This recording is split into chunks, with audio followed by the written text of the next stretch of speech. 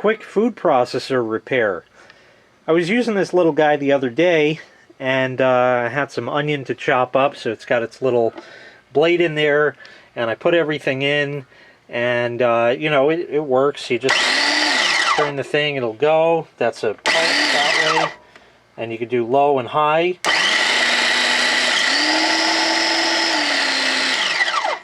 So it definitely works. It was from Aldi. It's a kitchen living little El Cheapo little chopper kind of thing. It's 10, 12 bucks, something like that. And it has all the big boy food processor attachments and stuff like that. It has a little thing here with a hole in it so you can drizzle oil in if you're going to make mayonnaise or something like that.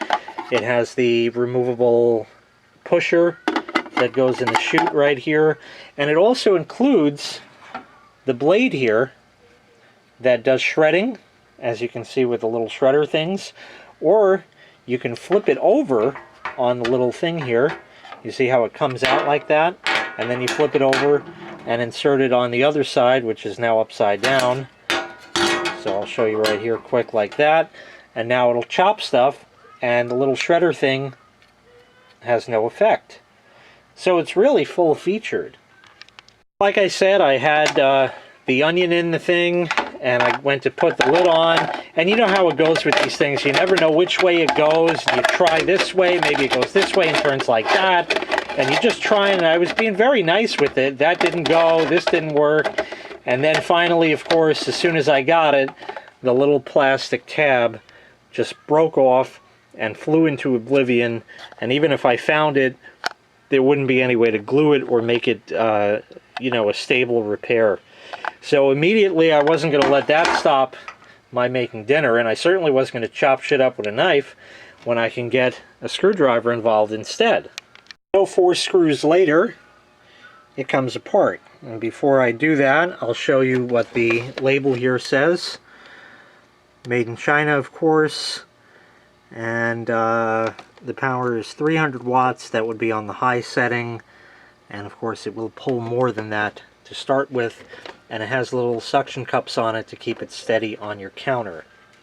Because that little plastic piece broke off of that, it wouldn't engage the safety switch on it. So, as you can see right in there, the 2 little stubs of the red wires that were there connected to the safety switch have been clipped. I just twisted them together and put some tape on it, and that's going to be good enough. Why is it going to be good enough? Well, nobody's going in here, nobody's touching anything, and just look at the Chinametronics job on the switch. So with that being said, I'm not really concerned about that shorting out with anything. It's all pushed up high enough that it doesn't get involved with the little fan there and stuff like that. And that is the entire repair, just bypass the switch. So that means safety third. This thing will operate not only when you don't have the top on, but it'll operate just like this, and you can indeed chop your fingers off and do whatever you want with it. You can operate it with that little thing if you want it also, and it won't care if the cover's on or not. So safety third.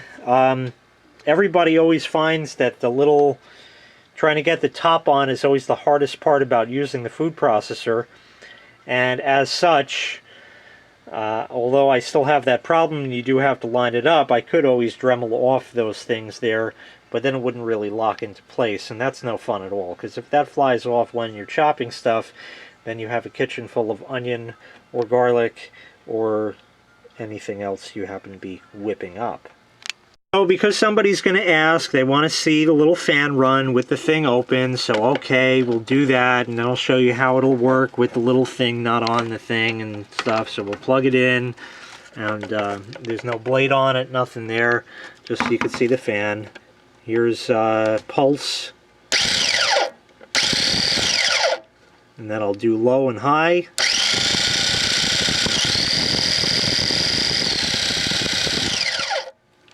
You want to see it work without the cover on it. Totally unsafe. Don't ever do that, because the center of this has a little pin, so in case that should ride up on the shaft, a little hole in it would hit that, and that way it won't fly out and chop anybody up in the kitchen. And now somebody's going to ask to see the shaft spinning with nothing on it.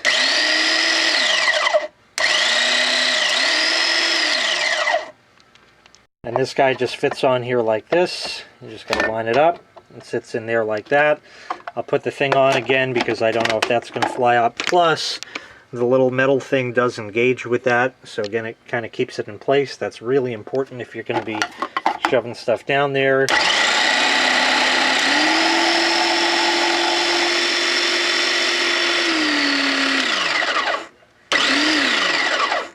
And obviously it works the same way with the disc upside down. So I wasn't going to let a little thing like a safety switch get in my way of making dinner, so I disabled it.